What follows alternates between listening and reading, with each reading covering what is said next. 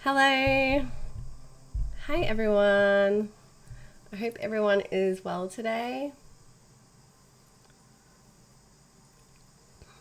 Thank you for all the new follows from this morning. I really appreciate it.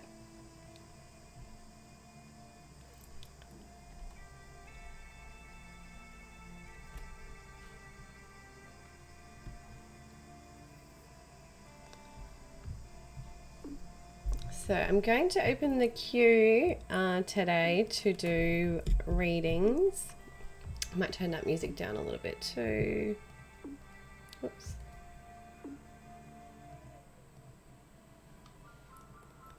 So I'm going to open the queue. I'm just going to be on here for about, what's the time now? An hour and a half to 2 hours. So just some quick readings today to help anyone that is around. I'm going to just do my mini birth chart reading. So we'll just go quickly through your sun, moon, and rising. And then we'll look at a current aspect and how it's affecting you. And I want to look at the Jupiter-Saturn conjunction still and where that Saturn energy has been for the last 2.5 years and where it's going to be for you for the next 2.5 years. So yes, that's what the focus will be today. So if anyone would like a reading, just exclamation mark and join to join the queue. Hello, Pun Master Louis. How are you?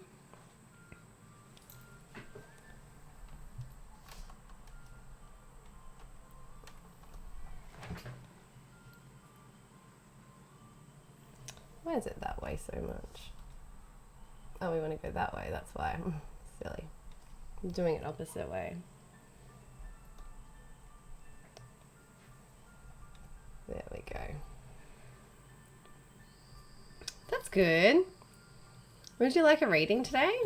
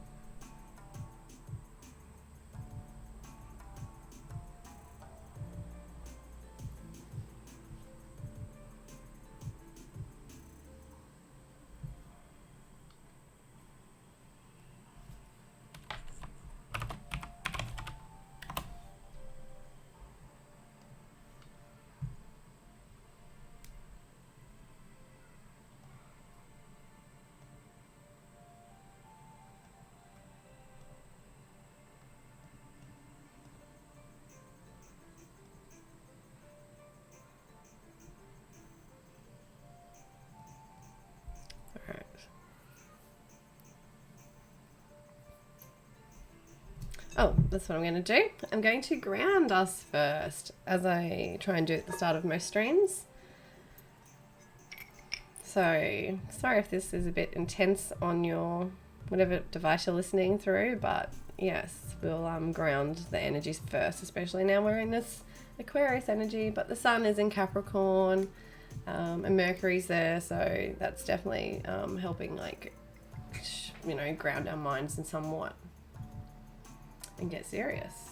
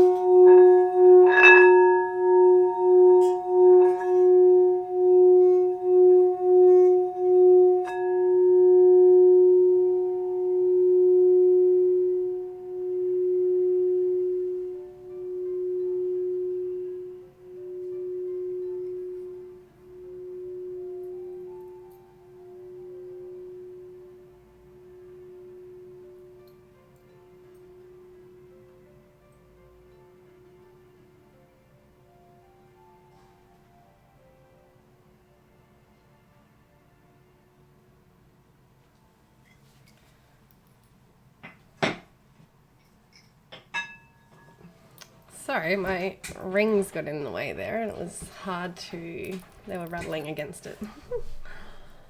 Oh dear. Okay, yeah, so if anyone would like a reading today, just exclamation mark to join the queue. And then I just need your date of birth, birth time, and birth location. And then we can bring up your chart and we can have a look. And so I just look at your sun, moon, and rising, just a brief overview of how they're working and how they're sort of expressing themselves. And then I look at a current transit that would be affecting you. And that is currently we're going to look at the Jupiter-Saturn conjunction, and mainly where Saturn's been and where Saturn will be for the next 2.5 years for you. So what you're building over the next 2.5 years and what is going to support you over the next 20 years, basically. Because what we're doing now and setting our intentions in and creating and building and setting goals upon, and we're working over the next 2.5 years, is the next energy for the 20 years during this air age.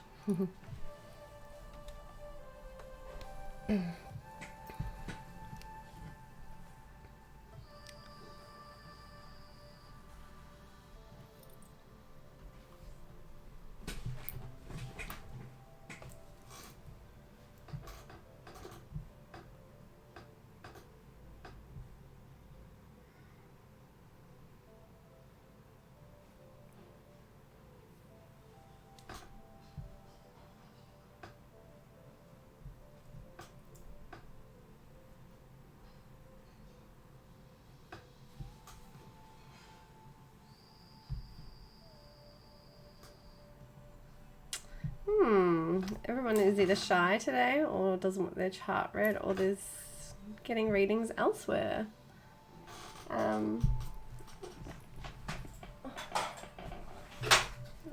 have a new oracle deck if anyone would like a reading from that as well. It's my new favorite one. But yeah, so it is the Work Your Light. You've probably seen it around. It's so pretty. Whoops. But yeah, I'll probably pull one of those with the birth chart readings anyway, if anyone does want one.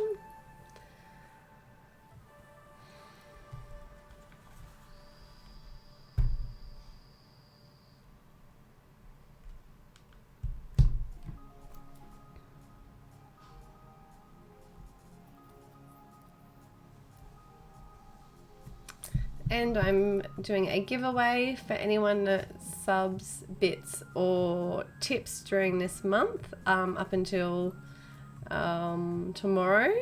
And then I'm going to do a draw on Christmas Day and give away 3 full readings with me. And the full readings are 1 to 1.5 hours long. And we look at your birth chart in more detail.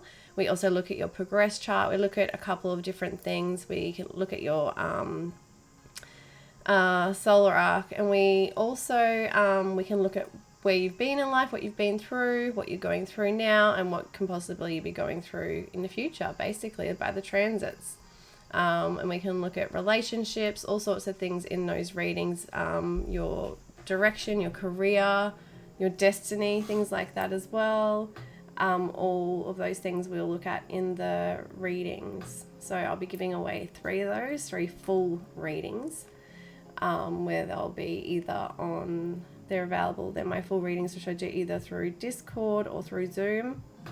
And that can be face or no face for the other person, the person receiving the reading. And then, yes, we just dig into your chart and we go either random into just whatever, or we can go into what you're actually wanting to know. So either way, and it's quite detailed, and we can look at a lot of interesting stuff about your life in your chart. So yes, I'll be giving away 3 of those and drawing that on Christmas Day for anyone who subs, bits, or tips. So I'm coming on now, just giving people another opportunity to do that and enter the draw, do a couple of readings if anyone wants any, and then I'm going to go do all my Christmas grocery food shopping, and then come back later tonight. So it's like in, I don't know, maybe 6 hours time or something. 8 or 9 hours time, I think that is tonight. I'll come back, and I might do some. I've got some new tools I want to try out, some cards, but also something else that I've got that I haven't used yet. That's pretty cool. Something astrology based, reading based, and maybe some ASMR or something as well. Some singing bowls later tonight. So yes, if anyone would like a mini birth chart reading now, just go through your sun, moon and rising just in a little bit of detail, just to see how they're expressing themselves, and then we'll look at where Saturn has been for you for the last 2.5 years, where you've been building and restructuring and creating foundations and setting goals for the last 2.5 years, taking responsibility, getting serious in what area of your life, and then where you'll be doing that for the next 2.5 years, which will then sustain you for the next 20 years. So yes, wherever Saturn is in our chart now for the next 2.5 years, so wherever Aquarius is in our chart, this is where we'll be taking responsibility, getting serious, building things, creating some kind of legacy or something in that Aquarius energy for the next 2.5 years, which will support us for the next 20 years, basically. So it's quite an important time, and it's like really important to be in tune to the energies so that you can take advantage of them. And that's why astrology is like really essential, and why ancient cultures all knew astrology. Everyone knew it. Everyone knew what, looked at the sky and knew what was going on, because it can help us in so many ways. It's so empowering to know what's going on, because you can deal with it better when you understand it. I mean, we're still going to have reactions, and we're still going to, you know, play out our signs and things like that the way they are, but knowing it and understanding it makes it better. So when we do have these experiences and situations, we can understand them better, or prepare for them, or heal from them too, because we know that, you know, especially with astrology, and one of the most empowering things is with transits, knowing that things aren't forever, that things are constantly changing in the sky, and a planet will never always be in the same sign. So whatever difficulties and struggles you're going through, that eventually that energy is going to move on from there at some point. And that can be really empowering to know that as well, because life can be quite difficult sometimes, and sometimes we can feel like there's like no light at the end of the tunnel, but there always is, and astrology can show us that, which is really cool. So yes, and yeah, so I'll just keep talking about astrology if nobody wants readings. But yeah, so we're moving into although we had the big, everyone knows we've had a big it's all over the news, is the Christmas star, but I don't know how they can say Christmas star when wouldn't that be happening every year? But anyway, around Christmas, so it's the Jupiter-Saturn conjunction. They basically haven't met in the same sign for 200 years, 800 years. They met 200 years ago and 20 years ago, in different signs, but not in air sign and not in Aquarius. And that is really big, because Aquarius is the humanitarian sign, and it's all about like humanity and like trying to come up with new inventive ideas and new ways of doing things, and connecting, and like communities, and finding our tribe and all that stuff. And it's connecting on the internet too, and it's basically everything's going to be online. That's where we're headed, and that's what we've seen. That's where the push of the energy is going. And we're going to be more disconnected emotionally and physically, because we're more intellectually connected. And that's just where we're headed, because of this new age and just the internet and everything, basically. So Aquarius is a very detached sign, so it's not an emotional sign, it's an intellectual sign, it's an air sign. It's very communicative, it's very chatty and social and all that, but it's much more in an intellectual way. It's not like the Libra social air sign. It's very much the Aquarius is like wanting to come up with new ideas and like not expand in the way of Jupiter, but to open up in some way. And like it can be where we like explore in the world or expand in the world or whatnot, basically go out in the world. And it can be like friendships and connections too, and our tribe and our communities and groups and that we're a part of. So that's going to be really strong over the next 2.5 years as well, because it's going to be important for us to build strong foundations in those areas. We do have Uranus in Taurus too, and there's going to be some big energy with transits that take place, that basically planets that aspect Uranus in Taurus over this next year too, and we're going to see huge things come from that, huge unexpected changes, because Uranus is very unexpected. It likes to shake things up. It also is the rebellion and wants to break free and have freedom and all that too, and that's what we're very much, and that's the ruler of Aquarius is Uranus. So that Uranus energy is very strong over the next 2.5 years. And there's going to be changes to like our food and the way we grow food and all sorts of things. All these Taurusy themes like around property and real estate as well, and our stability. Like when Uranus is in Taurus, it's shaking up the stability basically. Like that's not really where Uranus wants to be, in like the stuck muddy. Not muddy, but the stuck earthy Taurus, stubborn Taurus. Uranus wants to break free and do its own thing and be wild and crazy, and all these Taurus ruled things like finances and money and all that are going to get a huge shake up and change. I mean, that's why we're going towards Bitcoin and online currencies and all that stuff, and that's why it started, because the Uranus and Taurus, it started to really ramp up. And Taurus rules like food and food supply and like farming and stuff like that too. So that's going to be all changing too. Like we'll be having new inventive ways of doing all that sort of stuff as well. And there's going to be a lot of changes with food and stuff over the next few years too. Like we've already seen with like the vegan diet, basically all the different meat replacements and stuff like that you can get. And we've already seen stuff like with Monsanto and genetically modifying food and stuff like that. But all that's going to be like a huge thing over the next 2.5 years as well. The way, our food and food supply and all that sort of stuff is definitely going to change. Hi, Spellwork. How are you? Thanks for coming by. I hope you're well. Oh, Merry Christmas to you too. I should be wearing my Christmas hat actually. I was just worried it'll make me hot. This room gets really hot and I hate putting the aircon on because it gets so noisy, and I just hate fake air. I like fresh air. But yeah, this is my Christmas tree hat. It's pretty cool. It kind of looks like a witch's hat, but Christmas tree. Funny. Do you have anything exciting planned over Christmas? Does anyone have anything exciting planned? I have 11 days off work, so I'm excited to come on and stream every day for 11 days. Basically. Oh, funny. I'm great, thanks. How are you doing? Christmas witch. Yeah, that's what I thought. It's like a Christmas witch hat. Oh, funny. It's got a star on top.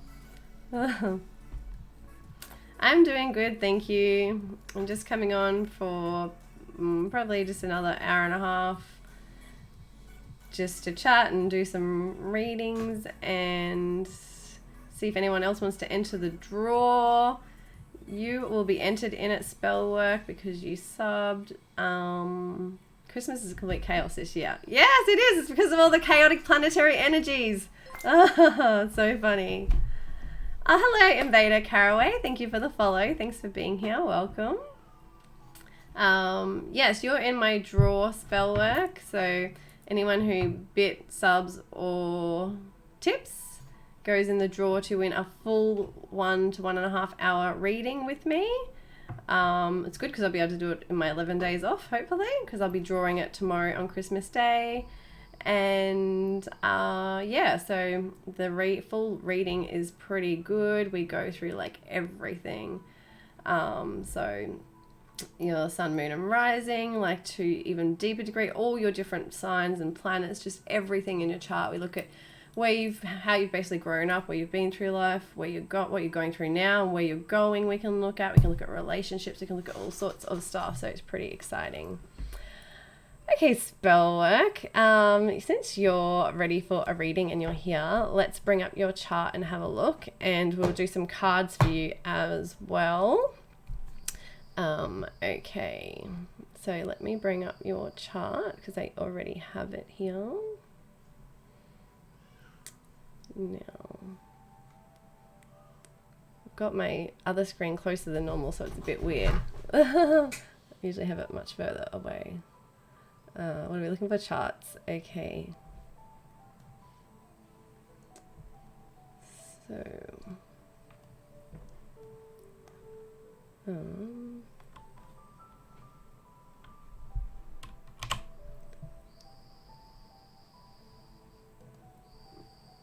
okay, I've got the right chart. Okay. Oh, what?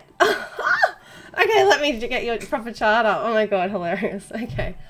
Oh, it's as bad as someone else said to me too, that their time completely changed. It was like from morning to night. I was like, oh my god, that just completely changes your rising sign. Oh, so funny. Okay, I'll bring up your other details, that's right, and I'll just change the time. Let me get it up on my screen. Oh, funny. If anyone doesn't know your birth time, you can ring the hospital. Most places, like most countries and whatever, you can ring the hospital and the hospital will be able to tell you what time you were born. Some people have it on their birth certificates, but like in Australia we don't. I don't know if it's different parts of America, whether it's the same or whatever. But yeah. Okay.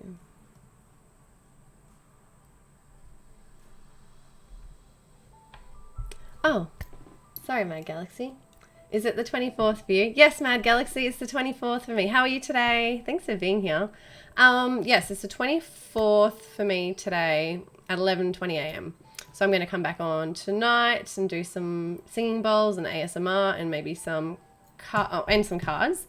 And I have something new astrology, a new tool I want to show you. So it's kind of like cards, but no, it's astrology. But yeah, so yes, I want to play with that tonight. So that'll be in about 9 hours time, probably 9 to 9.5 hours time or something like that. It'll be a bit of a late one for like later for me, but it'll be fun. And some singing bowls and ASMR, I think. Okay, so spell work.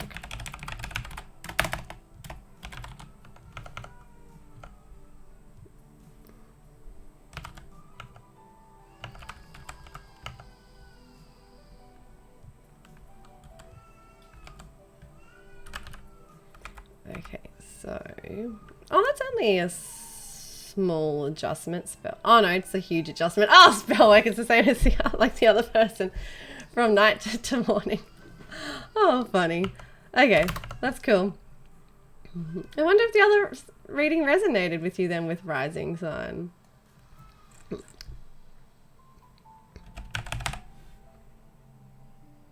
Okay, so we got 8:30 a.m. All right, sweet.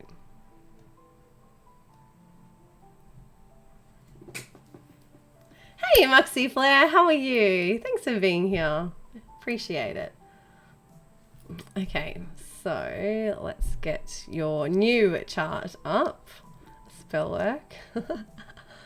Okay. Come on.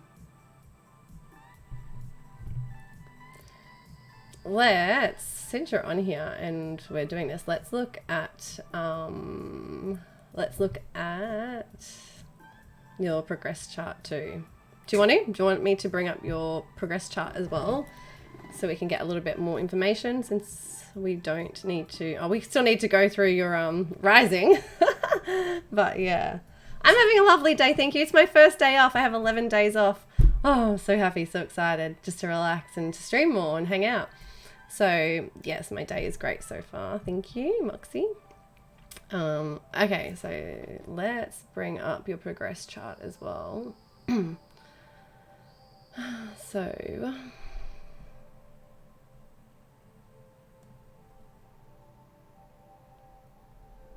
all right.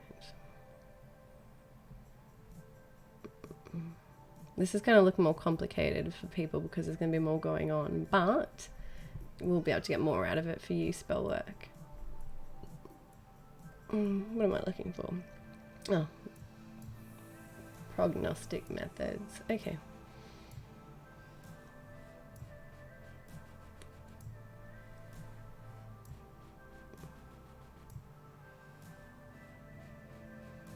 All right, let's not bring transits into it so it doesn't get too complicated looking.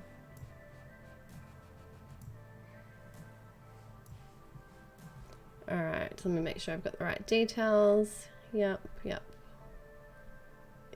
We're AM now. All right. I'm not used to this being so close. I'm like,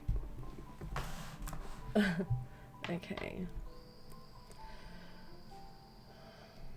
Now I just need to cut your details again.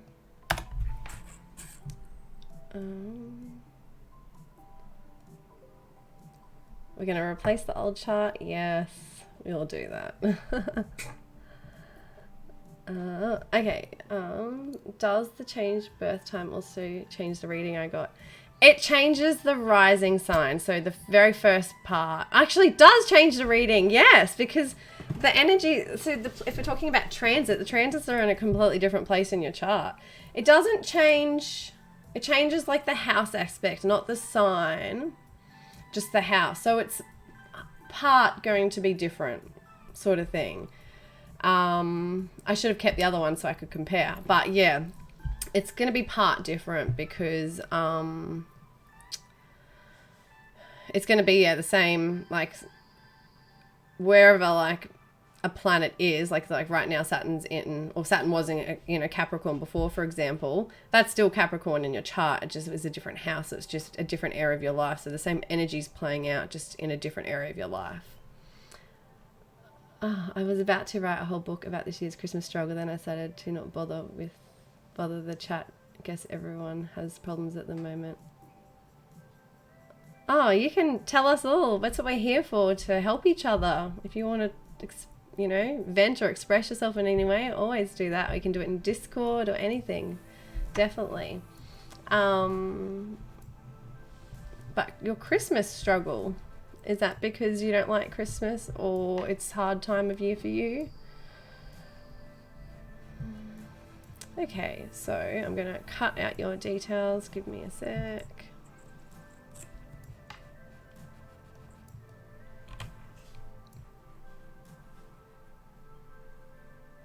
Oh, why is it flipping it that way? Oh, because we've got progress charts on there. All right. Ugh. Can't you do it the other way?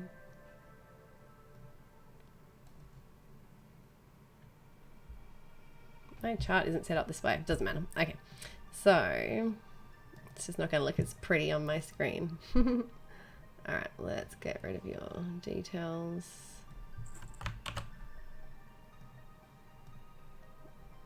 Oh, I could just move it all over. No, I don't want to fuck around with it. Okay, so this is your cut chart. Tell me if the music's too loud too. I think it's okay. Actually, we're going to call this number 2, and then I still do have your old chart, and I can look at it later and compare what the differences was when I would have been talking about things. Oh, funny. Okay, let's bring it up.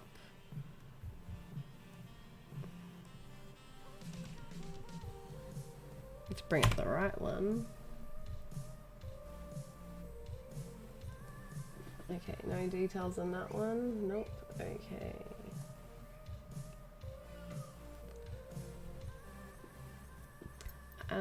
I meant the COVID situation. Oh, okay, yeah.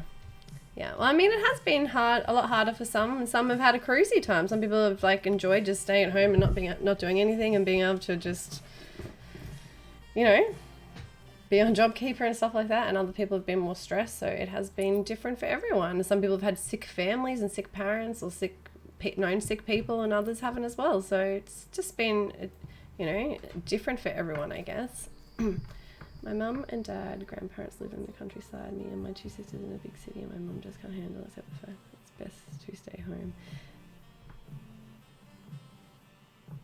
Yeah, okay, because it's different in the country. That's for sure. Yeah.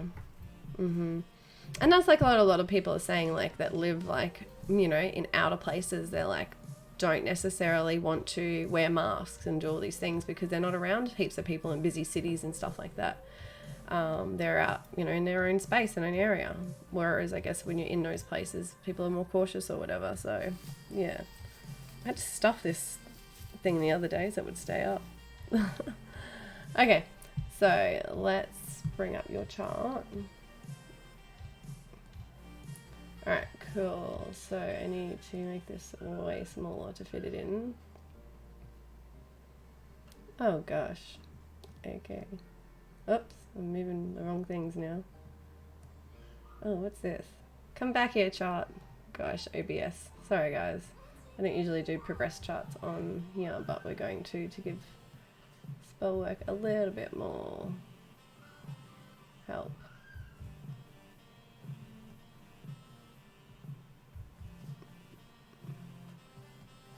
Alright, we'll just go over this wall for now. Okay. So, can I see it? I might have to bring it up bigger. Alright, by the way, funny that it says Astrology.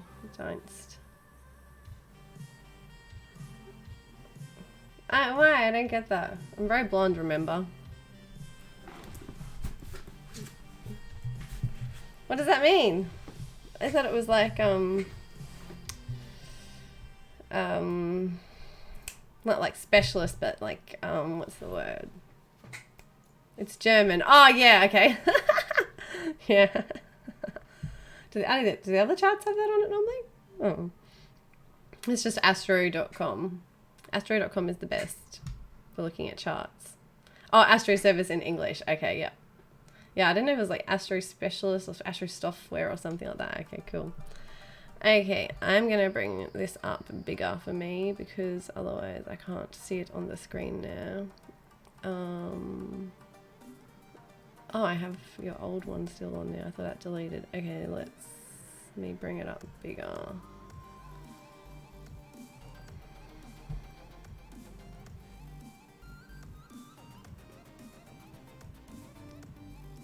It's almost the same size. Okay, there we go. That's better.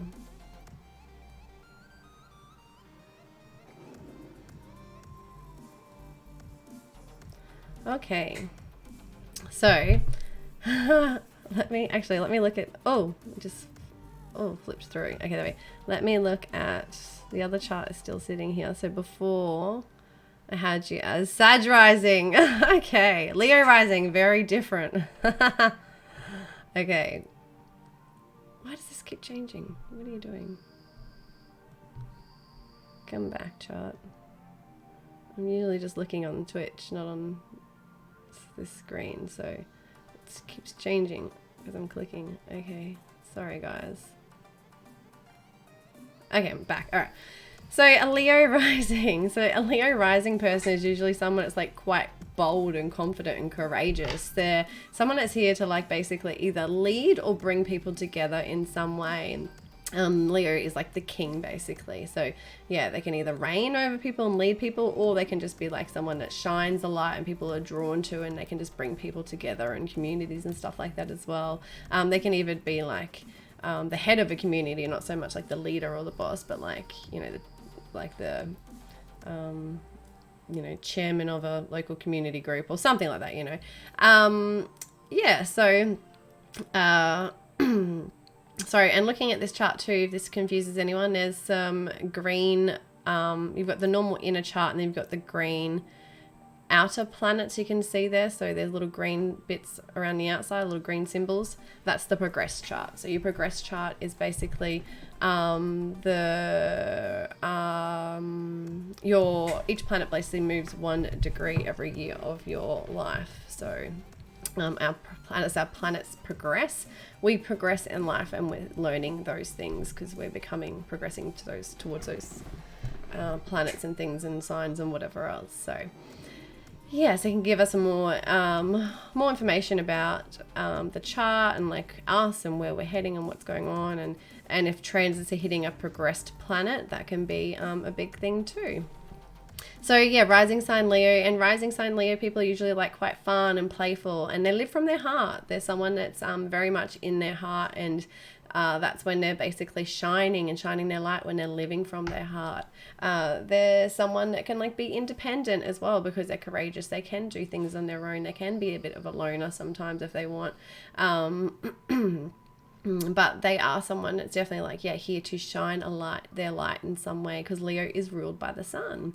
Now let's see where the sun is, just to see a bit more about how that is playing out. So your sun is up there in Cancer. So it definitely makes that Leo more nurturing and loving and caring in a way. And it makes them more... they're like strong on the outside, but they can be like a bit softer on the inside and have like a gooey inside, something like hard on the outside, soft on the inside. And that's where I guess where they could be like super confident and when they're out there and all that, but when they're with their families, when they become that really playful childlike, when they're in that comfort place, when they're really comfortable in with the people that they're around or whatever, they really let that Leo energy out and express it. And that's, that Leo energy is probably expressed in the way of being a nurturer as well, and someone that's caring and wants to, look after everyone and all those things as well, and maybe even a bit sensitive in some ways.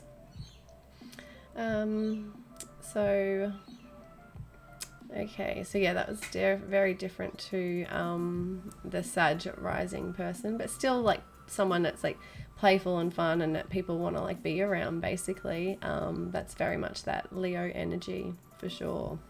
So let's just see if there's no planets in the first house for you. So I'll just go through, I think last time we would have spoken about your moon, but I'll just go through it again. So Libra moon person usually quite balanced when it comes to their emotions and feelings. They can be someone who is a people pleaser as well, though.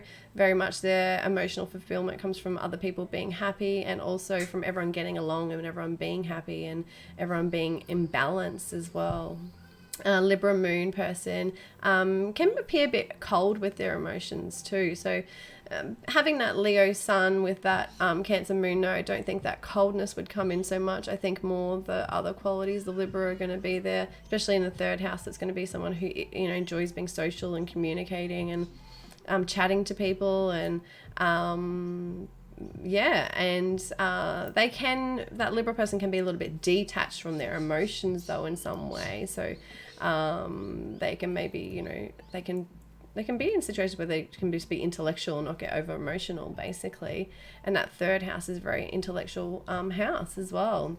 It's the house of like our communication, short distance travel. It can be our connections and our siblings and all that. It can represent it too. So having a moon there could be someone that is quite close with like their brothers or sisters or whatnot, or have some kind of like really close emotional connection, or they trigger you. They really trigger you with the moon there. Those siblings, they trigger that moon in some way, but usually it's like a close connection, but that can be the trigger too, because you're so close. You can trigger each other. So yes. So let's just look at, let's have a look at is that okay, Spellwork? Does that sound better for you with the Leo? Leo rising people also can be quite confident and come across cocky as well sometimes if they have, being that Cancer though, Cancers aren't cocky, so it probably might not come across cocky, but there would be some kind of confidence there within you, or courage, quite courageous or confident in some way, confident to be independent and be yourself maybe, and to shine. Um, I feel like, yeah, I used to be like that, but not anymore. Okay, interesting. So let's have a look at your progressed rising then. So your progressed rising, they don't actually show it on here, so you can't see it, does it? Oh yeah, there we go. Virgo. So 9 degrees Virgo. Sister's thing is right. Okay. So, and the moon represents the women in our life too. So in the third house, sibling, sister, and being close with the sister as well. Okay, and being in communication with the sister, being the house of communication and like our thoughts and stuff like that. Okay, so we're looking at we're looking at Virgo. So a Virgo rising person, so this is what you're progressing into in this part of your life for this 30 years, basically, this 30-year period. So if it's at 9 degrees, you've got another 21 years. Hello, Darian Mia. Oh, Darian Amia. Darian, thanks for being here. I appreciate it. I hope you're well. Oh, Mad Galaxy. Oh, there's a Mercury retrograde coming up in January. If you want to talk about that, Mad Galaxy, we can do that next. Okay, so, so Virgo rising people, spell work. Virgo rising, I'm a Virgo rising. So Virgo rising people are people that are usually like analytical. They have good attention to detail. They like to be organized. They like to write lists and tick things off. They're here to be of service, basically. 21 years. Yeah, you got 21 more years of Virgo, being a progressed Virgo rising sign. So 21 more years of mastering this Virgo-ness, basically. So it's all these things. So someone that's, oh, you're a Virgo rising too. So am I. That's awesome. There's like heaps of Virgo risings on here and heaps lately. Rollick, who's on here, if you haven't followed Rollick yet, she started doing some astrology, but she mostly does tarot, but she's getting into astrology now. She's amazing. She's a Virgo rising too, so she's cool. She was on earlier. So Virgo rising people are usually, quite analytical. They're good with like numbers and stuff like that and good at analyzing. They can be like quite harsh and critical, and people can see them as nitpicky or bossy sometimes, or critical basically, and harsh, because they can see, they're the fixer basically. They can see what's wrong and how to fix it. Their attention to detail and all that, they can see the little things. They're the fixer basically. That is one of the biggest things with a Virgo, is they're here to be of service and they're here to fix things, and they really want to be helpful and be of service. So that Virgo energy, that could be me, but when someone is wrong, I tell them. Yeah, that's that would be Virgo. They like to point things out, but it's always to like better people. You know, they're not doing it because they can come across as assholes, but it's just because they're always it's just them. They can just see the problems and issues, and they can point things out. They've got that attention to detail. They're able to analyze things. They can be critical. They can be observant. All those sorts of things. So Virgos are amazing, basically. And Virgos are never wrong. So I've got a little clip on here too on Twitch about Virgos never being wrong. The Virgos are always right. So yeah.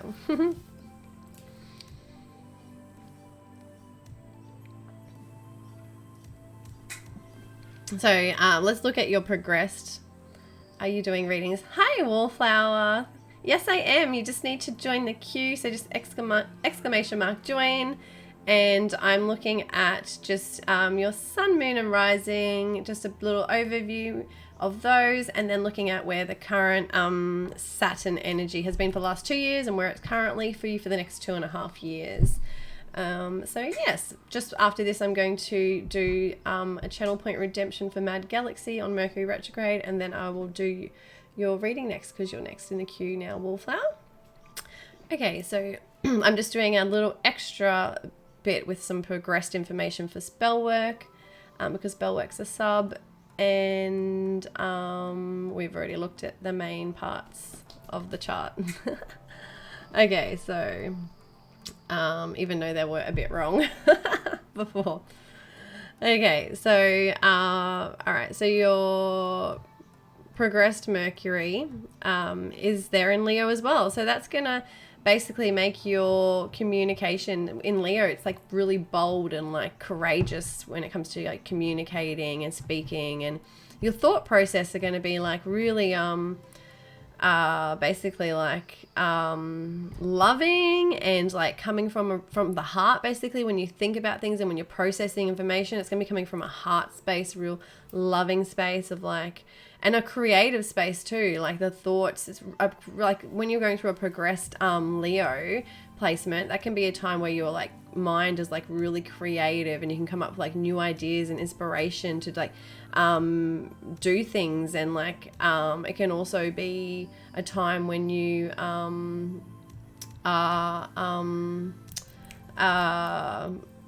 feeling like really romantic too, and like loving and poetic and all that sort of stuff. Basically just like really romantic and like loving and stuff as well, while that Mercury is moving through Leo. So, and like that's like for that time, it's like you're progressing, it's like learning that sign basically. So it's a time when like when we're progressing basically, like it's a time when we're looking at progressed signs, like if your progressed sun is in Leo too, so there's a lot of Leo energy going on there. So that would be a time when you probably meet like a lot of Leo people or have Leo relationships or something like that too during that progressed time. Or it's just so that this Leos will come into your life some way, and the sun will shine a light. They'll be shining their light basically on you, basically to show you or teach you or whatever something. So yeah. Okay, so let's have a look at this Saturn energy for you. My parents are Leo. Oh, okay, that's lovely. So yeah, well, you're rising Leo too, so like naturally that's your birth, rising Leo. Okay, so let's look at the Saturn energy for you. So for the last 2.5 years, we're looking for Capricorn. So Capricorn is so probably a 1.5 years of the transit. It would have been first in your 5th house, and then the last like year it's been in your 6th house, and this energy is going to continue, the Saturn energy in your 6th house. So although it's changed signs from Capricorn into Aquarius now, you're going to still have the same themes continuing. It's just the energy is going to change for that basically. So the last 1.5 years, it's been also the first part, we'll go for the first year probably, it was in the 5th house and making you take responsibility, get serious, grow up, start to set goals, build foundations, all those things, create some kind of legacy or something. And that was in the 5th house, and that's around like creativity, those Leo things, but sort of things we spoke about before: creativity, fun, play, our hobbies, and all that. So the focus would have been there for you. And now the last 1.5 years, it then shifted into the 6th house for you. And the 6th house is our daily routines. It's like what we do in our daily practice. So our exercise, our food, our well-being, our health, and our work. All those sorts of things. So that's where it's been for you for the last 1.5 years, and it's going to be for the next 1.5 years too. Year to 1.5 years, while it's in that, now it's moved into Aquarius. So the last 1.5 years, while it's been in the 6th house with Saturn in Capricorn now, it's made probably your work more hard, feel more restrictive, like your daily routines felt like you need to take more responsibility, felt more heavy, like there's been more responsibility there around work and having to like have good daily practices and like be able to go to bed and get up early on time and all that sort of stuff, so that you can like basically fulfill those daily requirements that you need to, and be serious about them and really commit to them and make some kind of commitment there. And as it moves through over the next 1.5 years into Aquarius now, it's going to lighten up a little bit. And what you've been building over that last 1.5 years in that 6th house of the work, the routines, the health, the well-being, all that stuff now, if you've been working on that and you've been taking responsibility, getting serious, all those Saturnian things, then you'll start to, if you continue that now over the next year and a half, continue building on those things, then you'll be able to reap the benefits and get the little rewards along the way. So instead of like just the hard work and right at the end of the transit you get the rewards, which you might see some rewards in those areas starting to come through. Like you might start to be seeing the benefits of it, because Saturn gives us the benefits at the end of a transit. And from now, those benefits will start to increase and get more and more and more. And whether that's like you're starting to feel better in your body, like you're starting to, like your stomach could be feeling better, or just your health or body in general could be feeling better, or you're just feeling more balanced in a way of like having good organization and good routines and structure in place so that you can go to work and get there on time and be reliable and be responsible and all those sorts of things. What if I have not? Oh, spell work. Okay, so if you haven't taken responsibility, if you haven't done all these things in those areas, then the next year and a half, you're not going to get the rewards and you're not going to benefit and all those things. Basically, it's going to continue to be hard and a struggle for you. So you said this year's been hard with COVID.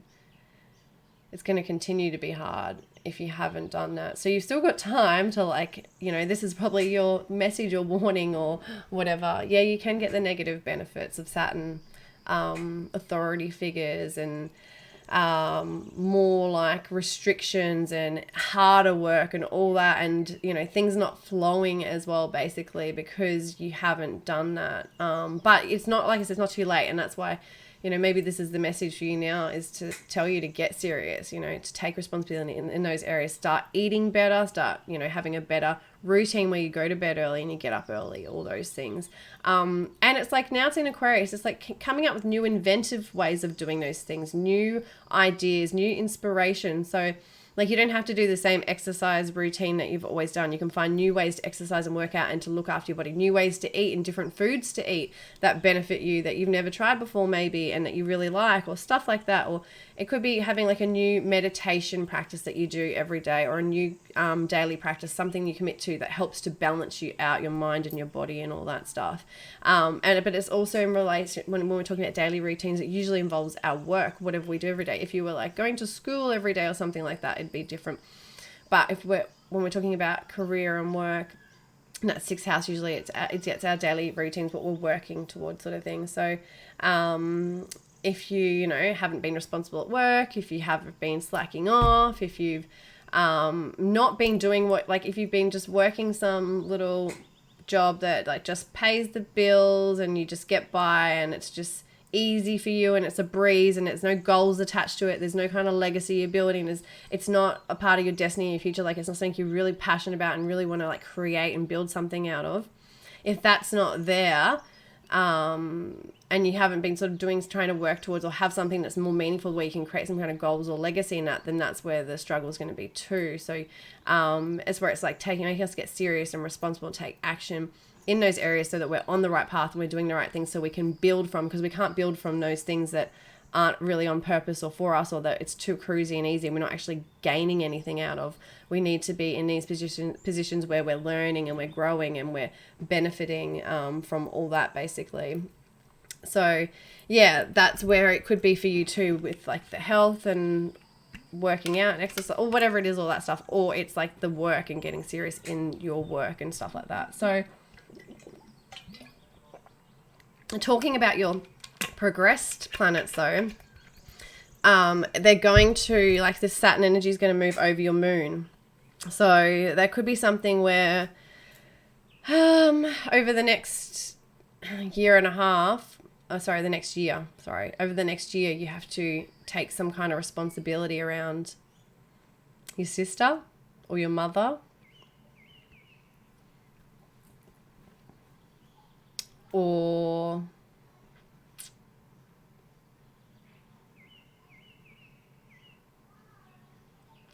they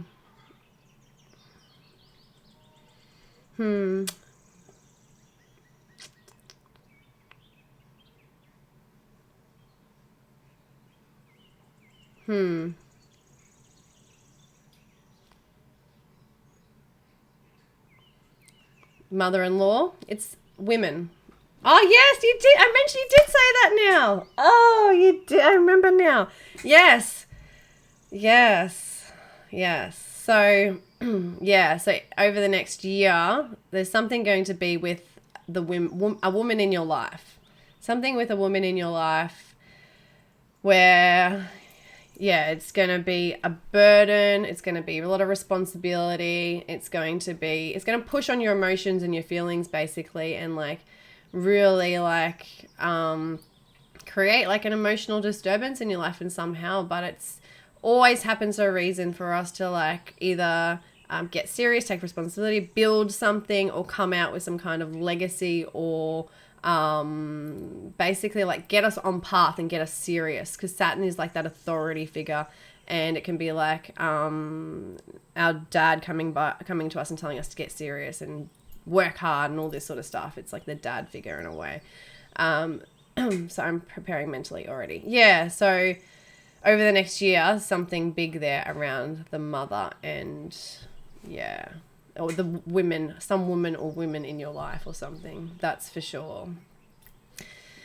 But Jupiter's moving across it all at the same time too. So, Jupiter is about expansion and abundance and all that as well. So that's the things you're going to be experiencing in those areas as well. So, maybe it's going to bring, the women in your life closer to you too, and you're all going to be able to grow and expand together in some way. There's always, benefits from it as well. I feel like it's getting a hard journey. Yeah, that's what I said to you.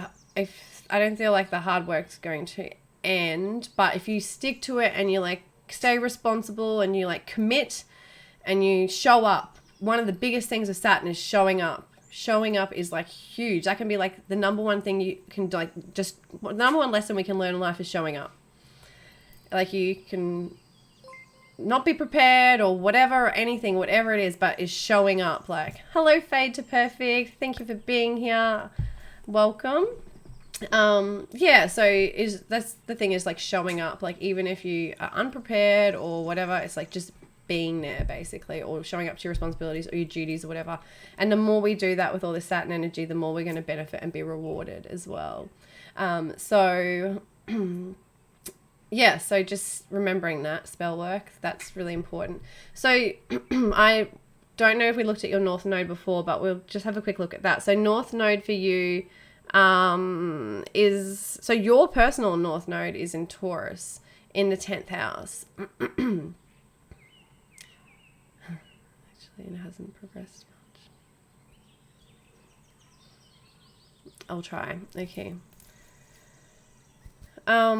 So your personal North Node's in the 10th house of Taurus. So your destiny is basically to create financial wealth through like building and like basically to build financial wealth through either like career or something you do in the world or whatever you create or whatever. That is like your destiny is to, and Venus is there too, is to create like really good money and strong foundation and like support like wealth. It's like financial stability and wealth. That's like huge for you in this lifetime. You're like destined for that basically. You're destined to have stability and wealth in your life. That's pretty cool. I'm jealous. You're destined for stable and stability and wealth. That's cool. Hello, Fade to Perfect. Okay, so the North Node basically for the next year for you, and where it's been the last 7 months or something like that, and that's where we've just had the eclipses as well. So this North Node energy is the eclipse energy, which will carry on now for the next 6 months. So for you, that's Gemini, which you're heading towards. So that's 11th house themes for you. So 11th house is like connections and like friendships and the outer world stuff and like communities and organizations and all that. And basically it's just like about connection and connecting with people on like a bigger scale, and coming up with like new inventive ways of doing things too. That's the 11th house, new inspiration, new ideas. So for you, you're destined towards basically finding new connections and finding your tribe. That's pretty much like what that where we're all headed towards at the moment with that Aquarian energy. But for you, very much so with that North Node energy in the 11th house, it's very much about finding your tribe. And you're moving away from the Sagittarius energy, releasing old stories, letting go of old beliefs, anything around like child stuff, like any kind of thing around like, you know, any old stories or beliefs around that you can't be loved, or that you won't, you know, no one will love you, or that you know, you're not good enough, or something like that, or around children too, letting go of any old beliefs or old stories around anything to do with children, or anything childlike or children. And also letting go of any old stories or beliefs around that you can't have fun and that you can't be free and have like that freedom that you need with that 5th house Sagittarius energy, which is like your playtime and your love and your heart and all that, like hobbies and all that needs to be something that's like free and fun and playful and expansive and growth. So any old stories around there that you can't have play and expand and grow and all that as well. Did you just say releasing old stuff? Yeah, so releasing old stuff around anything that like that you can't be loved, or you can't have love or romance in some way as well, like any old stories there, because you're moving towards being able to like connect and love everyone basically, and like connect to many different people and have a tribe of people. I'll tell my creditors. Yeah, tell them that. Tell them just to wait a bit. Well, actually, speaking of that, so finally when for connections, and that's over the next year, like this what the energy is now for you, that North Node. So over the next 6 months you're going to find new friendships, new connections, a new tribe basically. And talking about North Node and saying that Taurus and that wealth thing too, so the North Node changes signs every 18 months. Now the North Node's currently in Gemini. The nodes don't move the same way as the planets forward; they move backwards. So the next sign for the North Node to go into is Taurus. So the North Node will pass over your natal North Node, which is all that stuff we're talking about, like career and building some kind of legacy and some kind of wealth and financial security and all that. So that's going to happen for you. So we've still got the nodes in Gemini for the North Node there for like another year, I'm pretty sure. So, you know, after about a year and a half or something like that. So that transit's got to move through there. So, you know, in 3 years, 4 years time or something like, I know it seems like far away, but after the nodes change, so say we've got a year and then we've got a year and a half. So 2.5 years or something like that. That's when you could like really be stepping into that destiny of like creating that financial security and wealth. It might sound ages away, but it's coming for you. The North Node's headed there, and that'll be your destiny point. And when it hits your North Node too, it's like your destiny basically. It's not far away when you're over 30, time flies. Yes, exactly. That's why I was just thinking in my mind, I was like, it might sound ages away if you're young, but I know you're not young. You're not a, teenager. Yeah, so, yeah.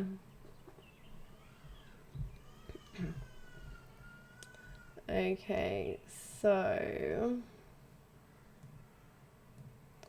All right, so that you feel young though. Well, Leo rising person is like that childlike person, so it's like the heart. So a Leo rising person is always going to feel young and always be like vibrant and like shining basically. But yeah, that's exciting with that North Node. That's like really exciting.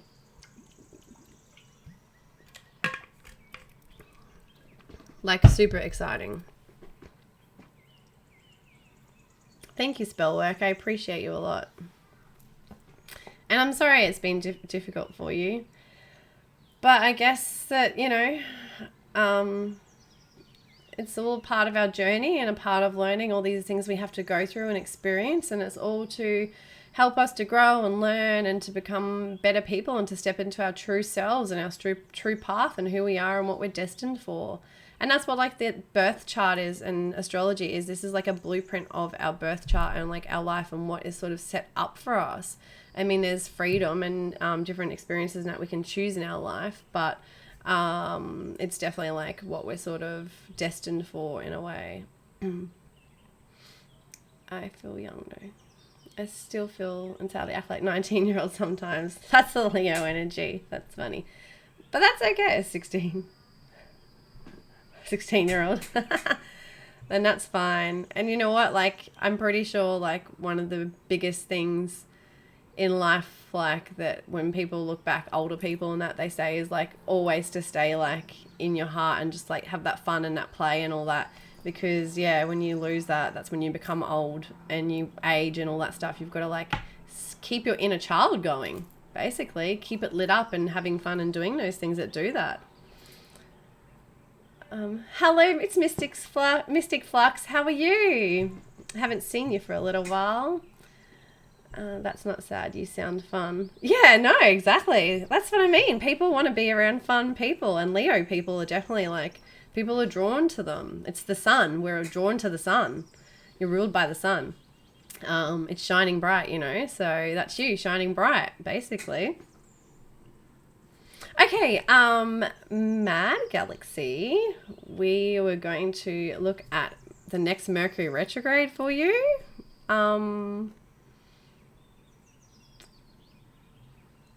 So, if you're still here, I'm good, thank you. It's Mystic Flux.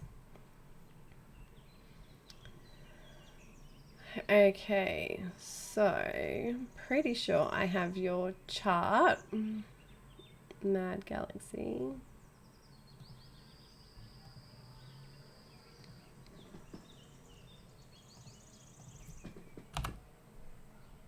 All right, so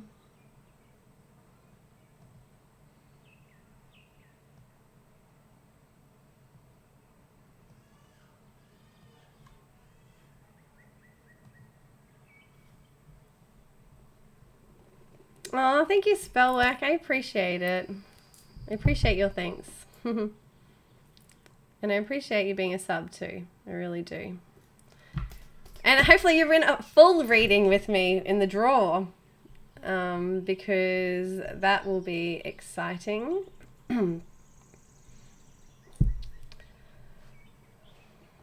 Thank you. It's Christmas tree. It's my Christmas witch hat. That's what we're saying.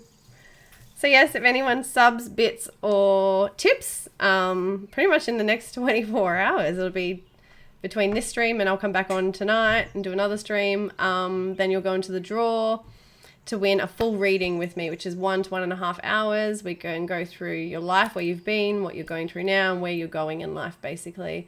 We can go through relationships, we can go through career, health, all sorts of things. And yeah, I was as pleased and surprised as the first time. I was so flashed. I instantly subscribed. Oh, thank you, Spellwork. I appreciate that so much. So kind of you. Very sweet. Thank you.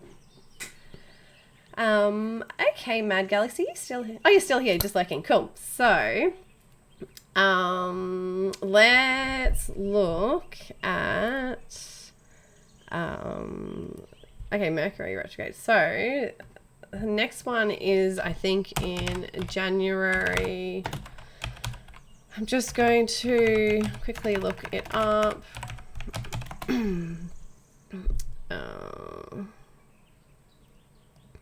All right, so next Mercury retrograde. Yes, January 30th. All right, so January 8th, Mercury enters Aquarius, which it'll then go into retrograde.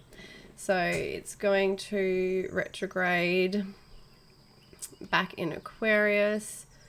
Now I would say, is it going to go back as far into Capricorn? All right, let me just bring up the chart of the day for the 30th, so we can just see how far Mercury is going to retrograde backwards. Unfortunately, I don't have some awesome astrology software yet to show you guys this. Actually, I could probably do it on my browser. Oops, where's my screen gone? Can't even see what's going on. Okay, let me... I don't have that set up. Let me try. Okay.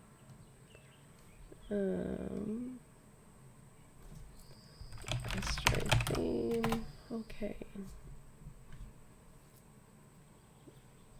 Now, how can I do that? Browser. Let me see if I can do this in OBS. Okay, what's it called? I thought I had one called...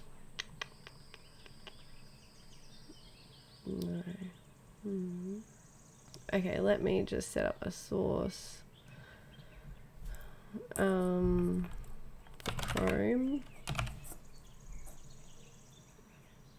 Okay.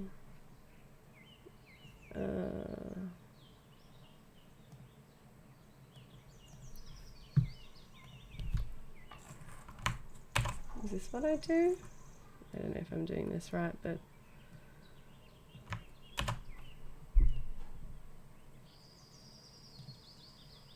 oh, here's something. Okay, maybe this is right. Oh, okay. Can we see this? Oh, we can. Okay, okay. Oh, no, we don't want red rooster. Okay, let me bring that up.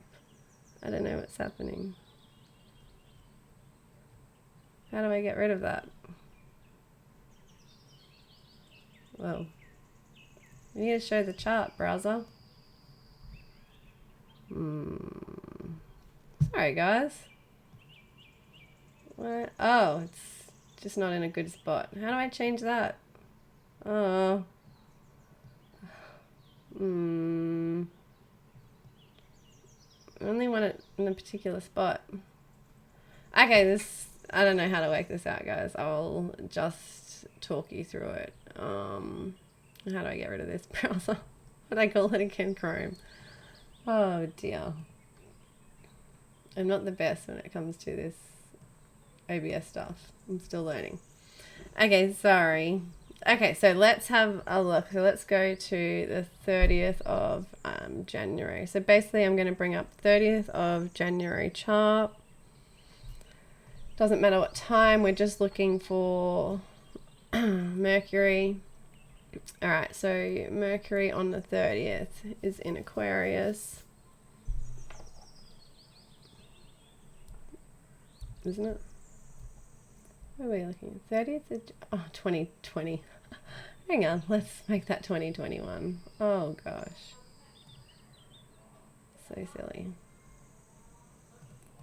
Okay, 2021. We've got 30th of January. Come on. Okay, 30th of January, 2021.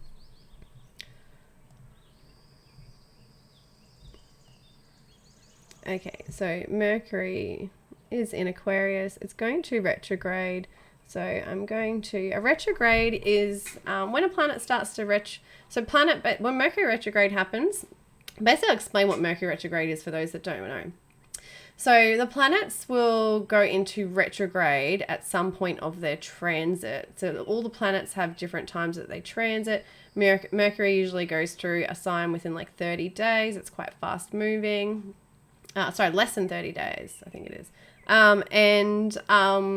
Every, basically like 2 to 3 times a year, or 3 to 4 times a year, Mercury will retrograde.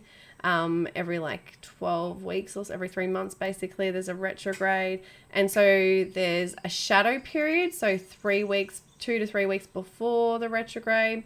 Then Mercury retrogrades for 3 weeks, and then there's another 2-3 week shadow period after that. So Mercury retrogrades can last a while, quite a couple of weeks, because of the shadow period. So usually the shadow period before gives us a taster of what Mercury is going to be for us, what theme. Then we go through the retrograde period where we feel the intensity of whatever the Mercury retrograde is bringing up for us.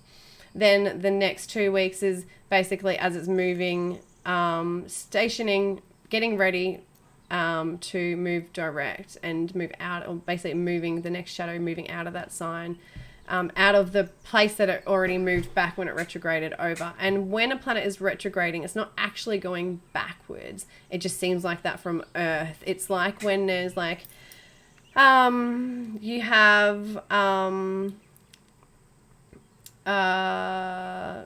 two cars driving along together, and one car starts to come up faster and starts to overtake the car, and as the car is overtaking, it starts to appear like the other car's moving backwards, but it's not. It's just because you're moving forward and faster away, but both cars are still moving forward. So the planet's still moving forward, it's just like slowing down in a way, sort of thing. Yeah, so that's retrograde. It does like a loop and appears to be going backwards, but it's still going forward. It's still driving forward. It's still moving forward. It's just looping, basically. Okay, so now 30. All right, so let's go 7 days so we can see from a week. So if we go back a week from the 30th, Mercury it's still in Aquarius. If we go another week, it's retrograding. Where are we looking? Oh, sorry, I meant to be going forward, not back. We're going back in degrees. Oh my gosh, my mind's going into Mercury retrograde now. Okay, so if we go forward 7 days from the 30th, it's retrograding back to 21 degrees. It retrogrades back to 14 degrees a week later. So it is, yeah, it's about a degree. And then back to 11 degrees. So it starts to move forward. So it stays in Aquarius. So it doesn't move out of Aquarius. All right. So now that's, if we're going to look in your chart, we're going to look at where Aquarius is, because that's what's going to be affecting you during the Mercury retrograde. So Mercury retrograde in Aquarius for you is going to be in the first house. Wow. So a Mercury retrograde in the first house is going to be all about you. So Mercury retrograde represents rethinking, reevaluating, redoing, especially it's the mind. So it's like rethinking, reevaluating, re-examining, any of those things that come to the mind and the thinking and the thought process and the communication and all that. What Mercury represents is going to go into a rethink, or, and basically for you in the first house, it's all about like your appearance, who you are, the way you present yourself, your individuality and who you are, and basically like it's basically like, yeah, what the way that you show yourself out into the world, what you're about. So Mercury retrograde going through here is going to make you rethink. Like, it could be the way you dress, it could be the way that you present yourself, it could be also making you just think about who you are as a person, and like even like making you rethink like the things that you say and the way that you express yourself, basically, because Mercury is that expression as well. And in that first house is very much the individual and how we express ourselves. So Mercury retrograde going through here is definitely going to make you like rethink about yourself and who you are. And it's also going to like probably make you rethink like your or reevaluate, rethink sort of thing, your not like your drive, but your approach sort of thing, like how you approach things, or like how you approach the world, that sort of thing too. it can also like be like your attitude as well. Like, so the way that we come across, so your attitude could go through like a rethink, a rechange, or just that reevaluation. And then when it moves forward, it's when we can start to take actions on these things and start to like, whatever we rethink, reevaluate all those things. So it could be like you start to like, yeah, especially with it like in Aquarius is very unique and different. So it's very much like you'll be wanting to do something in a unique and different way that's like around you and yourself. It could be something around like a branding of and expressing of yourself in some way to do with a brand. Coming up with something unique and new in that area. Or it could be just a complete unique new way of like dressing or expressing yourself in your appearance or something like that with Mercury retrograde in that first house. So yeah, that's pretty much what it's going to be for you, Mad Galaxy. It is going to, it looks like it's going to get close. Is it going to pass over your 11 degrees, possibly hit your Neptune too, which is going to sort of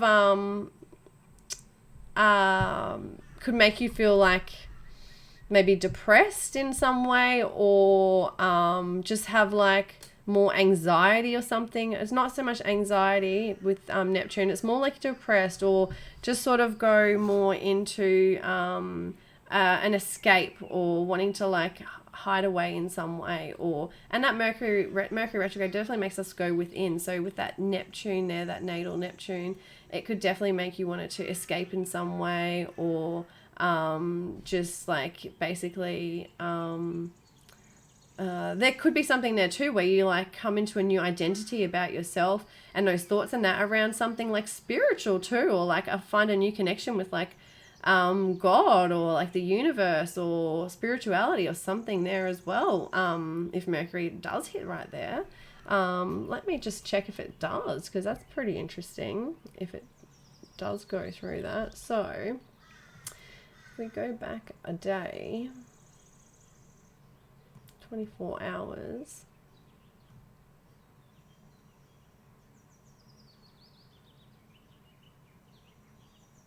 where are we now? February 28th. So we need to go back. So I'm going back. 12 degrees. 11 degrees.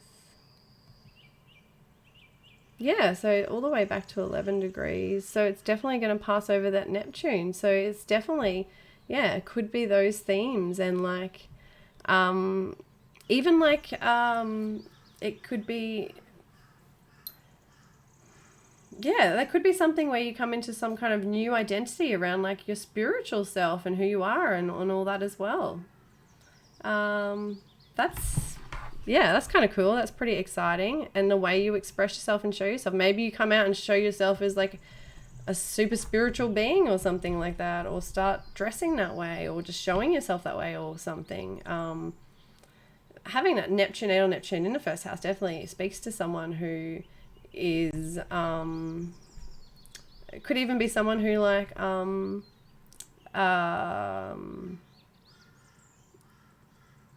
it might just help you to like express yourself more from a more intuitive position, really psychic and stuff like that. It could trigger some like real psychic ideas or information or something like that comes through as well. Some psychic or intuitive inspiration, basically, in that retrograde. That like, yeah, that's around like the identity and who you are and all that. Hello, Nali, how are you? Thanks for being here. So yeah, that's the Mercury retrograde for you, Mad Galaxy. Thanks for letting me have a look at your chart again. I hope that helps. And I look forward to hearing about the Mercury retrograde and what actually happens for you. That'll be cool. It'd be cool if you can report back to me and tell me as well. I'd like to see what happens.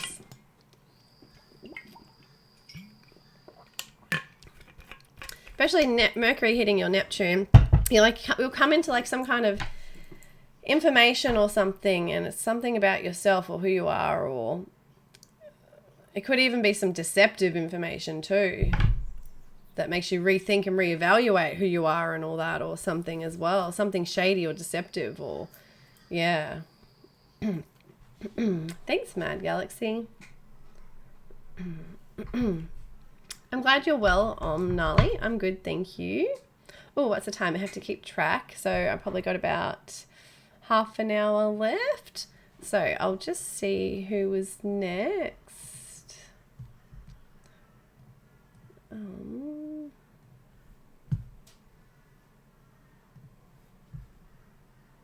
Okay.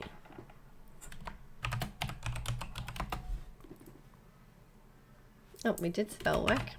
Might help if I actually use my Q things, hey. Wallflower, are you still here? Is it Wallflower? It is, yep. Yay! Okay, would you like to, you can either post it in chat or you can whisper it or send it through Discord. Your date of birth, your time of birth, and your birth location. Oh, whispering it.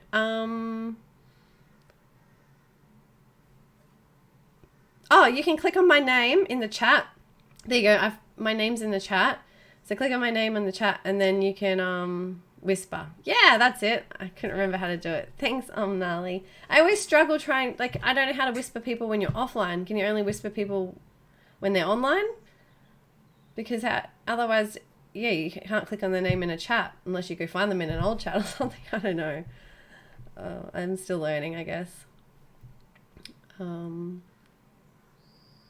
But yes. I'll probably have time to do one more reading after this. I don't think anyone else is in the queue. No, so if anyone else wants to jump in the queue for one more reading after this, and then I'll come back tonight and do some other stuff later tonight. Okay, no worries, Wallflower. I'll bring up your chart and we'll have a look. Okay, so we want to go back.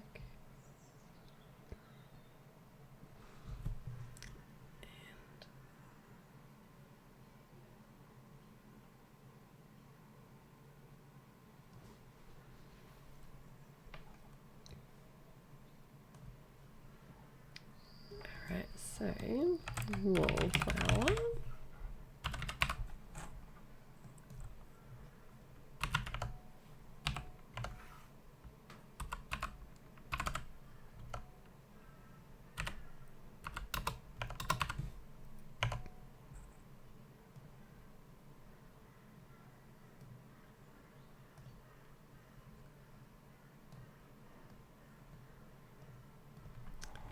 Okay, so and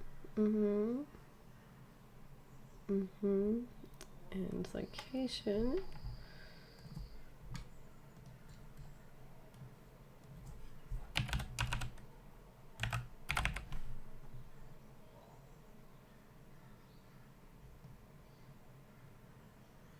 There we go. Okay, love it when I can find the location easily. Hello, Roscoe. How are you?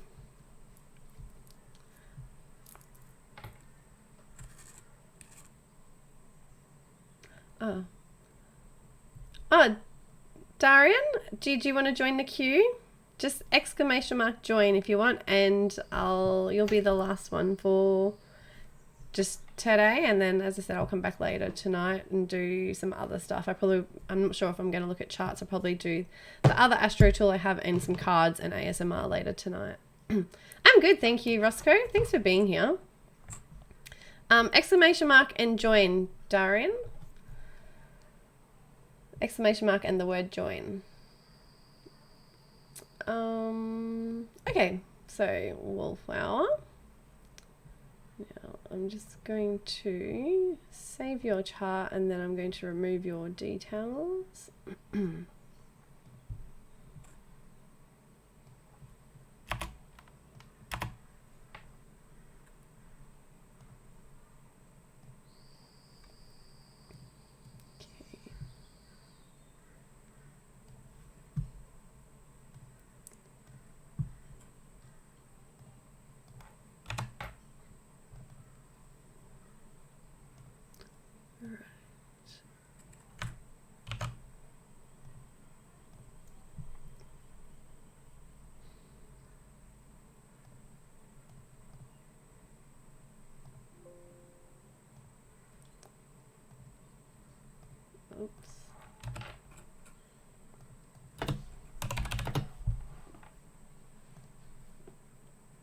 Oh, my music has stopped again, has it? Oh no, it's still going. Okay, so... Alright, now... Oh, you got it. Awesome. Alright, let me close the queue now. Whoops. I'm really bad at these commands.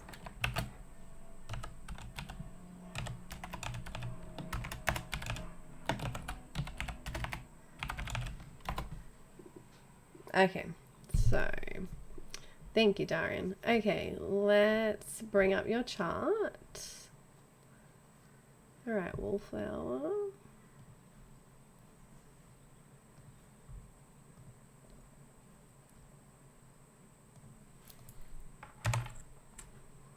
All right, no details. Okay, we're good to go.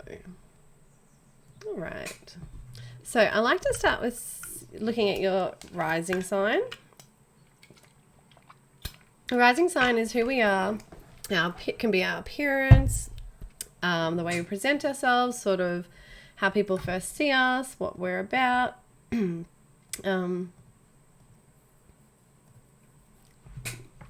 Okay, so you're a rising Leo, so similar to before. So a rising Leo person is usually someone that's like basically in the spotlight in some way, or wants to be in the spotlight, or feels that draw to be in the limelight or spotlight. It's someone that is like, can be a leader, or is here to like either lead or shine a light and show people away in some way, or bring people together. It's someone that is coming from their heart, in their heart space, someone that is can be really loving and like really childlike and playful and fun as well, that Leo person. They can even be a bit immature sometimes too in that childlike energy. But they can also be someone that's like quite courageous and strong, and like is a leader, and is like not scared to take risk and to like try things basically. So there's nothing else there in that first house necessarily, or anything make any aspects there. So if we have a look at the sun, because the sun's a ruler of Leo, to see where the sun is, just to give a little bit more about how that that Leo rising might play out. So a sun Scorpio person. So a Scorpio sun person is usually someone that's like quite deep, and someone that doesn't necessarily like those surface level conversations. They're someone that likes to, delve deeper, and they're not like your high by sort of thing. They like to like investigate and know more basically. And that's what it is, that Scorpio energy, someone that could also be someone that has trust issues and doesn't trust so easily, and can also be someone that can sense other people's energies, or can like see through the bullshit basically, like can sense if people are like being honest or not, or truthful in some way. Hi Spirit Atlas, how are you? Thanks for being here. Yeah, so that Scorpio sun person as well could be someone that's interested in like the occult things, or interested in like astrology, or interested in like wanting to like delve deep and know more, or explore, or investigate in some way. It's also a very transformative sign, and can represent someone that like goes through a lot of like dark nights of the soul possibly too. Someone that's like constantly having to transform themselves. Thank you for following Spirit Atlas, I appreciate it. Thank you. So let's have a look at your moon. So your moon is there in the third house, so in Virgo as well. So a moon Virgo person is usually someone that's like quite critical on themselves, quite harsh on themselves. It can be someone, especially in that third house, someone that like questions their own thinking maybe, and what they say, and can even be like after the conversation's had or whatever, they're still thinking about what was said sort of thing, and that they could have said this, or they could have said that maybe. It definitely makes for someone who could have a little bit of an anxious mind too, because of that that moon placement there in Virgo, someone who is a little bit anxious, or their emotions, and they're basically like when they get really emotional, and like they can have like the anxiety basically. It can also be someone like that really needs like really good organization in their life to feel emotionally balanced as well. They really need to like be on time and basically work. Like they probably feel emotionally fulfilled when they're like being of service and being able to like help people or work or something in some way. Do you have to sign up for a reading? No, Spirit Atlas. I've closed the queue, unfortunately. I was just jumping on for a quick one today. I'm going to be back in about 8 hours time to do some more readings and some cards and stuff like that later tonight. But I've just closed the queue for now because I'm just randomly jumping on just to do a quick few readings before I go do my Christmas food shopping, I guess. Not that I have to get much, but and yeah, so I'll be back in about 9 hours. So yes, so hopefully I catch you then, or catch you another time. I'll be on tomorrow as well, because I'll be on to do some readings and also to draw the prize for the giveaway for anyone who has subbed or bit or tipped this month. We'll go on the draw to win. There's 3 readings I'm giving away, 3 full readings, which are an hour to an hour and a half long. And we go through where you've been in life. We can go through where you're going now, what you're going through now, and where you're going in life. We can go through relationships. We can go through career and money and finances, all that sorts of stuff. So thank you. Yes, it's a Christmas tree hat, but it keeps falling down. It kind of looks like a witch's hat. Christmas witch's hat. Christmas witch. Oh, funny.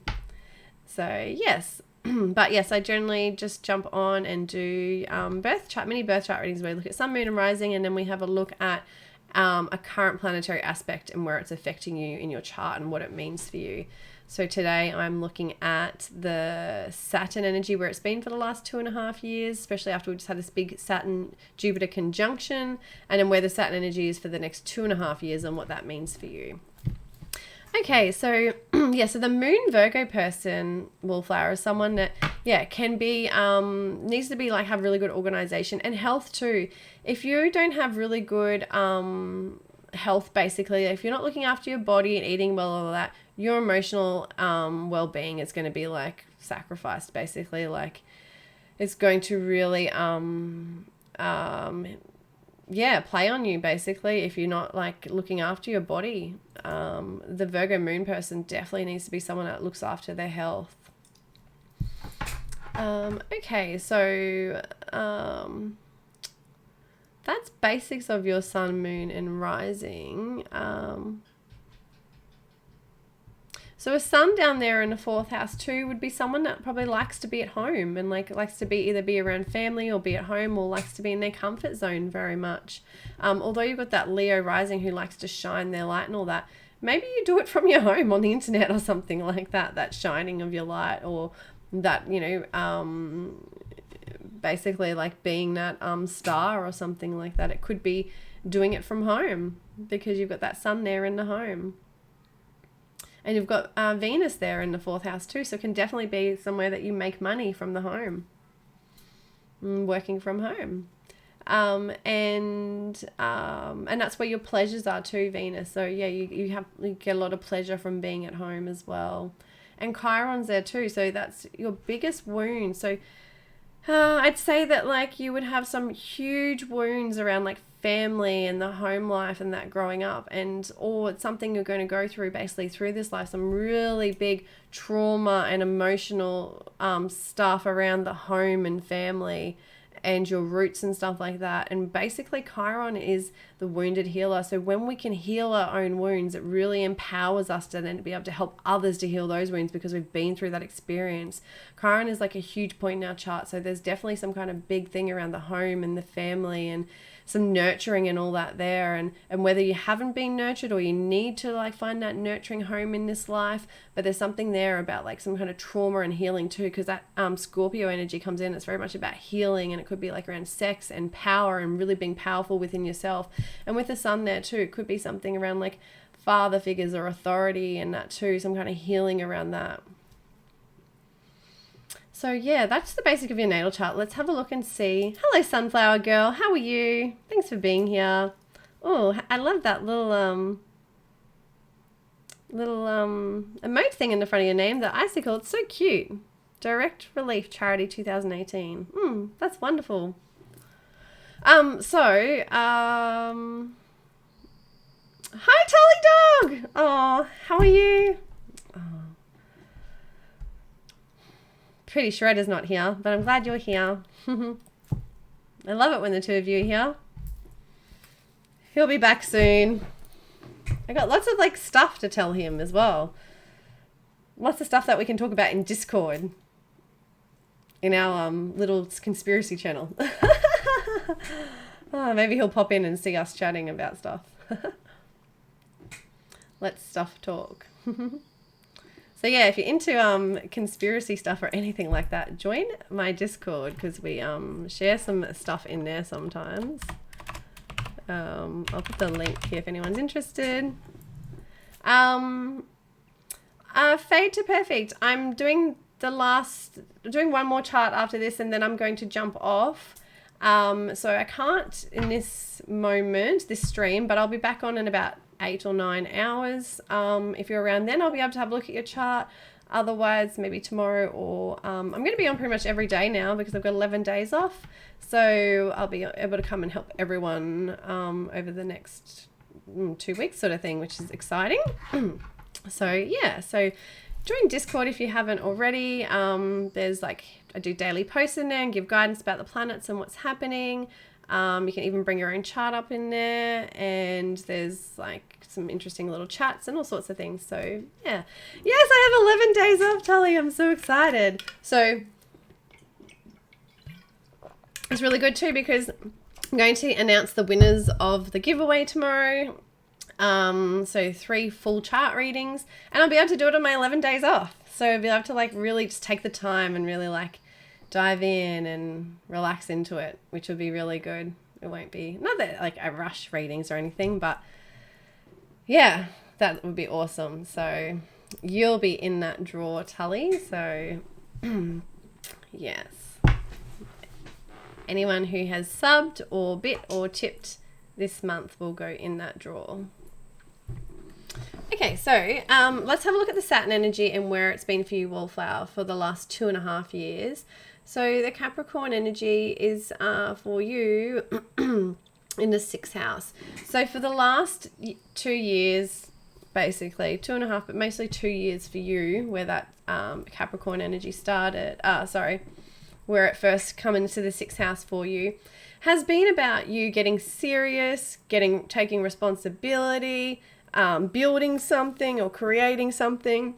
In those 6th house themes, which are our health and well-being, it can be our work, our career, our daily practices, what we do in our daily routines, all of that. So getting serious there. So whether it's like taking on more responsibility at work, or it's felt more burdensome at work, or you've had more responsibility, more work, or you've had to get serious about your health because you've had health issues or something like that. Or, like your physical routine, your body is something there as well. Or it could just be like something with like even co-workers too, like something they could have been making your work more difficult or something as well. It's been more difficult, or you've had to take on more of their workload or something as well when it comes to that 6th house. But there's something there with that 6th house and like either responsibility or creating some kind of new goals there, like getting serious so that you can create and build something there. So maybe you've started a new career over this time, or gotten serious about your current career, or just, found new ways that you can create new goals to like create a better career or move into another career or something like that as well. Or, it's just some way that to better your daily routines. Now, the next 2.5 years, or at least the next 2 years, I would say for you, it's still going to be for the next like few months, even 6 months. or at least few months for you, it's going to still be in that 6th house, but it's going to feel a bit lighter now with that Aquarius energy, and there's going to be like new ways that you'll be able to do all those sorts of things you've been doing, or new ideas or new inspiration that will come through in those areas, which will then lead into the 7th house. So when you've got that really good strong foundations and gotten serious around those 6th house things, you can then over the next 2 years start to build really good relationships, and might even come into a new relationship as well with it moving through there, because Saturn will make you get serious and take responsibility. And if you're already in a relationship, then it could be making you take responsibility in those relationships or partnerships with people, and making you to commit and establish like new goals maybe, and build some kind of like legacy or foundation or something there over the next 2 years around like those relationships. Or again, it could be like, yeah, coming into it, getting serious, and like Saturn could send someone into your life to like make you get serious about relationships, and like you know, maybe it could be even someone who's like, you know, just had a lot of flings and one night stands, and all of a sudden Saturn brings them in a serious relationship, and it's like hard work. Basically, relationships are hard work. So yeah, there could be something like that. But when it's in Jupiter, you're going to it's going to be a new way of doing it, or a new way of being in relationships, and it's going to feel you're going to have to connect with people in a different way through those relationships, but also you're going to benefit from it more. It's not going to be as heavy when Saturn's in Capricorn, but you're going to have that lighter energy where you'll like feel more positive about it. So it'll still be hard work, and you'll still have to take responsibility and all those things, but you'll benefit from it more, and like see little rewards along the way, basically. So yeah, that's it for you, Wallflower. I hope that helps you. I hope that gives you some kind of clarity or something, and it helps you in some way. Thank you for letting me look at your chart. I really appreciate it. Thank you for being here. And yes, I hope to chat with you again. All right, so I'm going to look at one more chart. So we have one more person on the queue, and then I'm going to jump off, and I'll be back in about 8 or 9 hours. So Darren, if you wanted to post your date of birth, time of birth, and location, you can do it in chat here. You can do it in Discord, or you can whisper it if you want to keep it private. And then we can bring up your chart, and we can have a look and have a look at your sun, moon, and rising quickly, and then see where the Saturn energy has been for you for the last 2.5 years, and where it is for the next 2.5 years, and where you've got to get serious.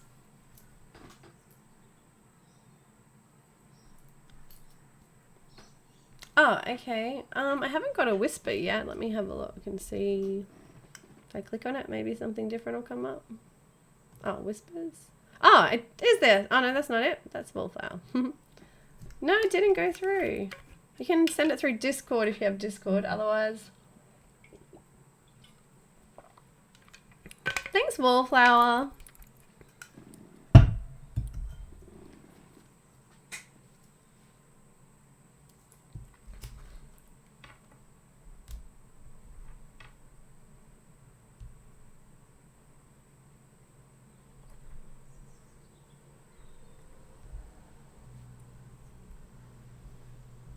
No, the whisper. Oh, okay. All right, let me bring up...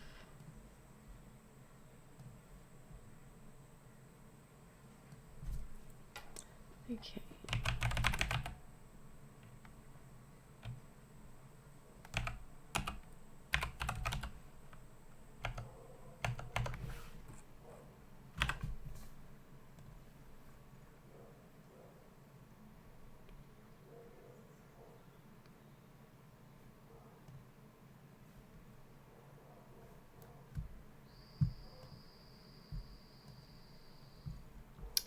Okay, so we've got...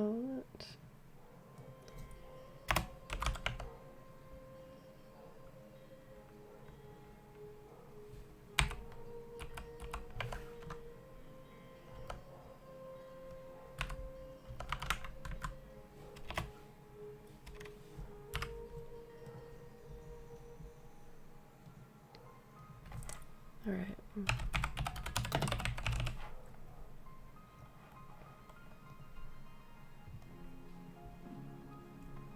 Okay, let me have a look. So we've got Yep. Okay, I've got the right details. Now let me just save it and bring it up for you. Thank you for your patience as well, Darian. Okay.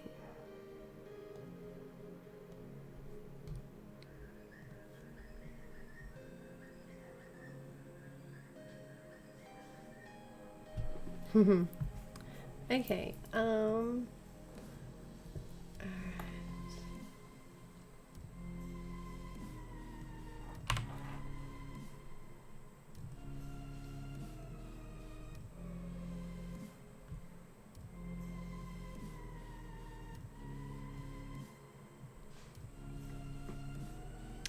okay. So I like to start with rising sign. Rising sign can be our appearance, who we are, the way we dress, the way we sort of come across, the way we present ourselves. Okay, so, whoops, go away. So, a rising Virgo person. Oh, I'm a rising. That's right. You did say that before. Virgo rising.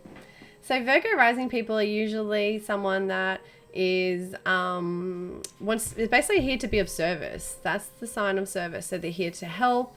They're the fixer of the zodiac. So they're usually someone that like wants to fix things or make things better or help people in some way. Hello, Yosh Yosh. Are you hungry? And there's someone that can be like quite organized and detailed. They like to write lists and tick things off and complete things. There's someone that can be quite analytical as well, can be good with numbers and finances for that reason, could be good at accounts and stuff. They're also someone that their health can be a big part of like who they are and them as well, being healthy, and like whether that's fitness, exercise, or just eating well, because Virgo rising can be someone who has stomach issues if they don't take care of their health and look after themselves, especially when they've got that Pisces energy in that 6th house. So yes, the need to like definitely like take care of the body and eat healthy. And yeah, Virgos are usually health conscious anyway. Oh gosh. So a Virgo person can be someone that also has an overactive mind or can like be anxious sometimes too. And that's where like the stomach thing can come in, because that sort of like starts in the stomach. And if they don't have really good like eating eating patterns and that, then yeah, that's where it all stems from. The anxiety and like the overthinking and all that is when they're not grounded basically, and eating well. Gosh. Okay, I'm getting cat hair all over me now.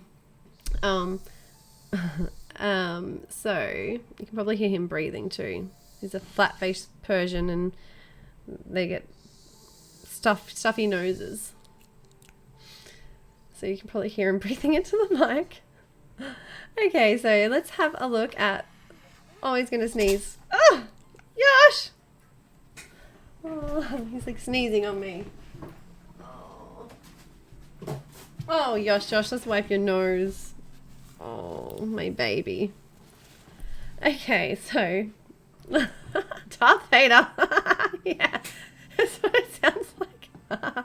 Oh my god, Tolly, that's funny. Okay, so... oh my gosh.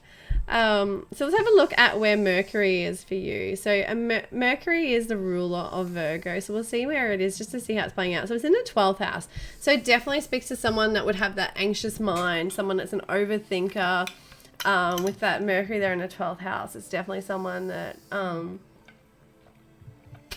yes, can have that like, sort of like mental, not depression, but like just get like lost in their thoughts and like in an overactive mind basically, and can sort of like need an escape as well because it can get too overwhelming. And it can be someone that is like quite intuitive too with that Mercury in the 12th house, quite psychic or intuitive, quite like in touch with like their higher self or God or the universe or something in some way as well. So let's have a look at your sun. So your sun is up there in the 11th house in Cancer. So 11th house Cancer sun. So a Cancer sun person is usually someone that is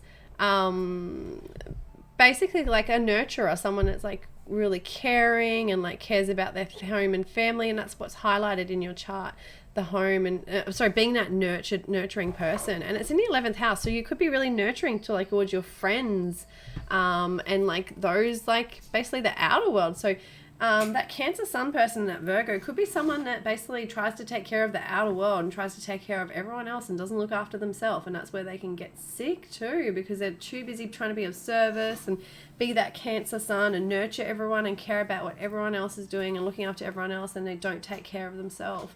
And they can be someone that has a lot of resentment too that builds up because of that, if they're not nurturing themselves and taking the time for them. And that 4th house Sagittarius energy is very much someone that needs that freedom and its space as well to escape when it comes to like nurturing themselves and caring for themselves. They are someone that like probably doesn't do that, does not have a strong suit in doing that with that Sag energy in the 4th house. Sag energy is not that very much that nurturing energy. It's more the escapism. So if you do nurture and care for yourself, it's through escapism tendencies or drinking or something like that, which is not necessarily healthy as well. It can be, I'm not saying it is, sorry, it can be that with that Sag energy there. Or you're basically, the way you nurture yourself is basically through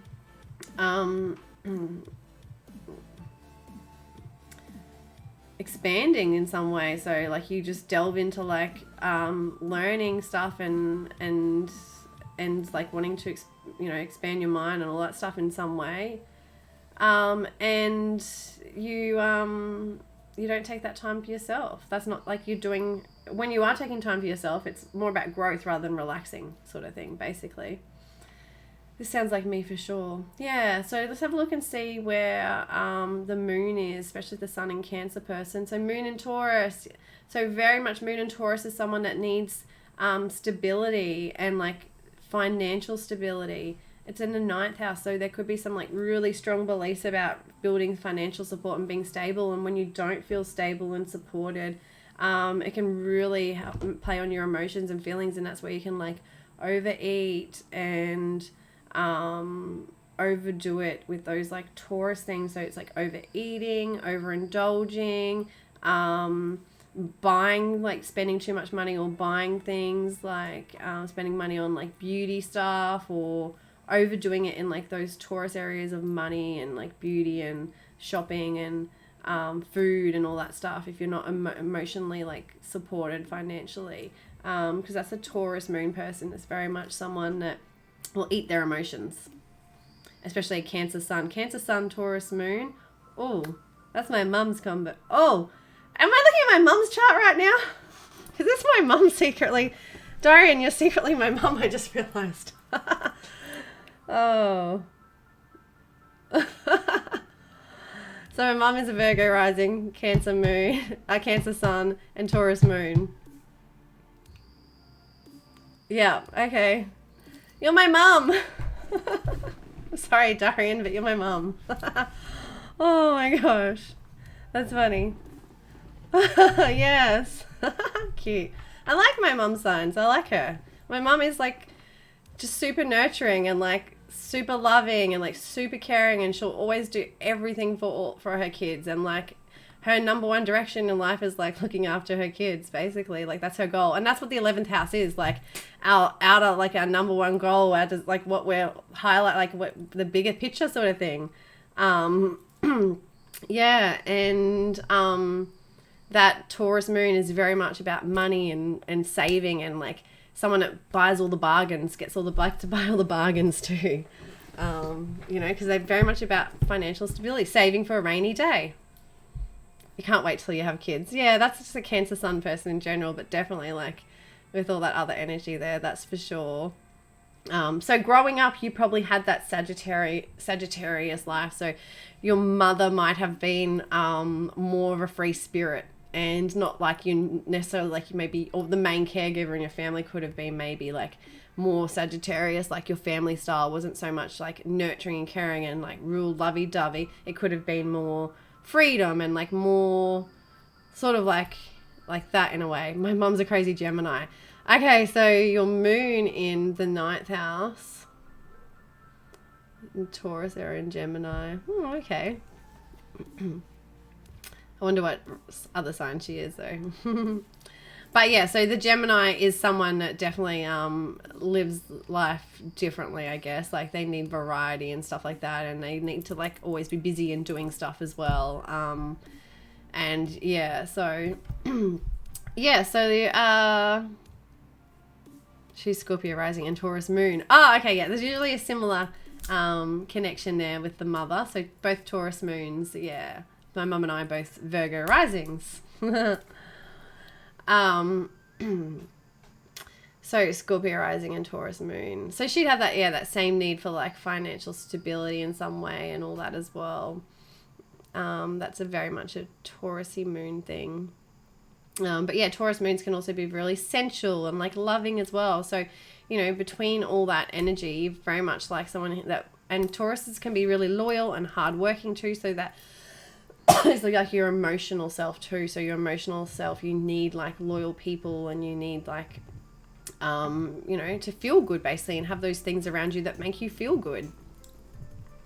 So your Venus is up there in Gemini, so it definitely speaks to someone that needs like, yeah, variety when it comes to, you know, even like love sort of thing. It could be someone that needs, that either like dates a lot of people, or needs someone that is basically has a lot of interests or something like that, that gives them variety and fulfills that need there. And it can be someone that also makes their money in many different ways and from many different sources, or has many different jobs, or their job entails doing many different things, a variety of things in some way.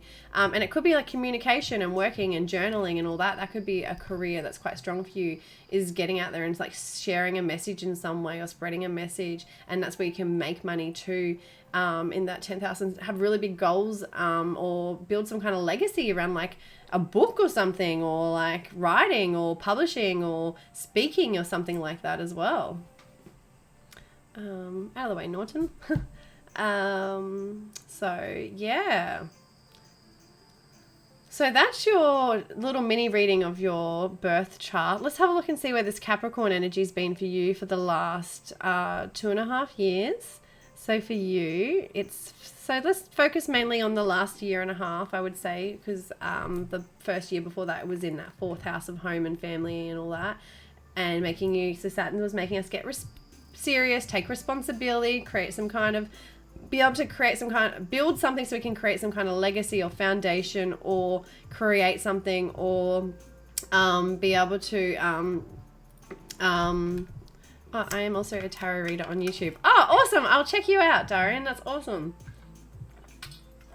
Yeah, well, that's what you're destined basically to like write or communicate and speak in some way. Like, not destined, sorry. That's your career. Your career is like, that's the career house, the 10th house, and our goals and all that. So around like, on YouTube. Oh, cool. That's exciting. What about Twitch? How come you haven't got on Twitch streaming? Or is that next? Oh, it could be in your chart. Oh, it is. Oh, getting serious about your hobbies. Okay, so for the last 2.5 years, Saturn's been making you get serious, take responsibility around like your heart and your love and what you love doing and your hobbies and your fun and your pleasure. All that stuff for the last 1.5 years. So this is where you can really step into like taking a hobby forward basically and making a career out of it. So you can have some kind of like goals or foundation or some kind of legacy you build around like those hobbies. So the next year too, that Saturn energy is going to remain in that 5th house around those things, the hobbies, the love, the fun, your passions, you know, what makes you happy, all those things. Making you get serious, take responsibility, build something, and that's what around like hobbies and fun and love and all that stuff basically. And you're going to come into like over the next year, new ways and new ideas around that, new ways of doing it, new ideas around all that stuff. And also, you just made this account and found me. Oh, yay! Have you followed yet? I'm not sure if you followed yet, but make sure you follow so next time I'm on you get notified and we can hang out again.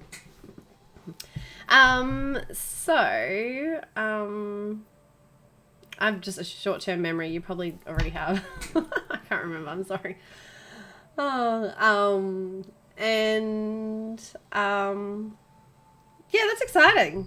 Cool. And yes, definitely get on and stream, because that's what we're moving into the age of Aquarius now. So it's like all this Aquarian energy, we've already been moving into it, but like it's even more strong now because we're going to like, everyone's going to be getting online and connecting online basically. So don't get left behind. Everyone get online and be doing this sort of stuff and connecting with people out there. Not everyone has to be showing their face and doing it, but it's just getting on the internet and connecting.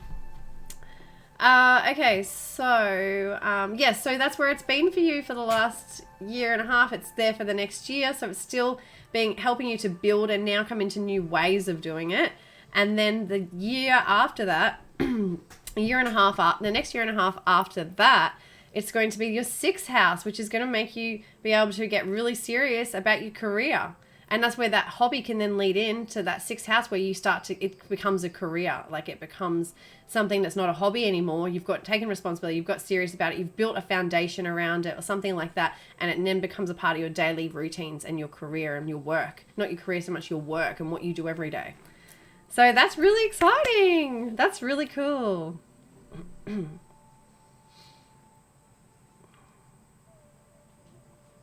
I'm a Virgo rising too, so my chart is similar in that way. Everyone's chart's a little bit different to where the houses are, but yes, my chart is similar. So yes, that will be exciting. So when you basically when it moves there after the next year, basically, it'll go a year and a half into that 6th house, which will be getting serious, taking responsibility, and more and rewards will come from this too when we do this hard work. Along the way this time, not just like at the end of this 2.5 year transit we've just had, but more along the journey in those areas. And it's like also about your health and well-being as well. So taking responsibility and getting serious there and having really good daily routines to support that work and to be able to do it, and a healthy body and a healthy mind and all that stuff so that you can. I have the Pattern app and it says I'll be going through a Pluto transit for 20 months soon, which I heard is really difficult. Yes. So Pluto brings transformation. It's the destroyer. Yeah. So it brings deep. Hey, what's going on out there? Oh my gosh. My ginger cat is trying to jump into the Christmas box decorations or whatever's left of it that I was taking upstairs. They're obviously hungry, so they're trying to get attention and get food. I'm getting off in a second. Okay. Ginge. Oh God. Yeah, so Pluto transits are definitely intense. Big transformation. Your life will be like flipped upside down probably with a Pluto transit. It's, like I said, the destroyer, transformation, healing, really deep, intense healing as well. And so it can be traumatic, but it can be like where you really come into your power. That's the thing. Like at the end of that 20-year transit, you'll be really in your power. So that's really cool. So embrace the transformation and change that will come with it, and the delving deep into the darkness and bringing up of stuff and everything else. But it will destroy the stuff in your life that isn't there for your higher purpose and isn't there for you to like transform and be a part of your true journey basically. Put you onto stuff that should be in your life, So that's it, Darian. Thank you very much for being here. Thank you for letting me look at your chart. I appreciate it. And thank you everyone for being here today. Thank you for the follows. I'll come back in, so it's 1 o'clock now, so I say about 8.5 hours. I'm going to come back and use my new Astro tools that I got. That'll be exciting. And I'm going to do some cards because I got a couple of new Oracle card decks I really want to play with, because they're so nice and the messages are so nice in them. And maybe a little bit of singing bowls, and right at the end probably some ASMR. So I'll probably do like a 3-hour stream or something later tonight with all that stuff. We'll see what everyone wants and we'll see what fits in and who shows up and whatever else. Thank you. I look forward to checking you out on YouTube. If you work out how to whisper me, send me your YouTube link. Otherwise, I'll follow you on here and hopefully find you some other way or more. Or join Discord if you're not already If anyone wants the link to Discord, I'm about to put up a post actually quite shortly now before I go, of, if I got time, of what's currently happening in the sky. Hello, blueballs, like bubbles, but blueballs. How are you? I'm just jumping off now. I've just finished a few readings. I'll be back in about 8.5 hours. So make sure you follow if you haven't, so that you get notified when I'm on. I'll be doing some more readings. We'll be doing some cards with a couple of new decks I got that I haven't got to play around with much yet. These beautiful oracle decks, and also my new astrology little tools, which is kind of like cards but different, but not astrology charts, but something else astro that's really cool that I can't wait to share with you guys and show, because it's, yeah, they're cool. So I'll be back in about 8.5 hours. Yes. So everybody have a good rest of the day, night, whatever it is for you. Thank you everyone for being here and for letting me look at your charts today. I hope that I've helped you all in some way, and that it empowers you, because that's what astrology is for, to empower us and to help us to like see and understand what's going on, so we can understand it better from ourselves and understand our lives, what's going on in the outer world, what's going on. And when we understand it, we can process it better. And it doesn't bring us down as much as well. Thank you, Blueballs. Everybody take care, and I hope I see you later. Thank you. Thank you for the follow, Blueballs. Have a lovely day.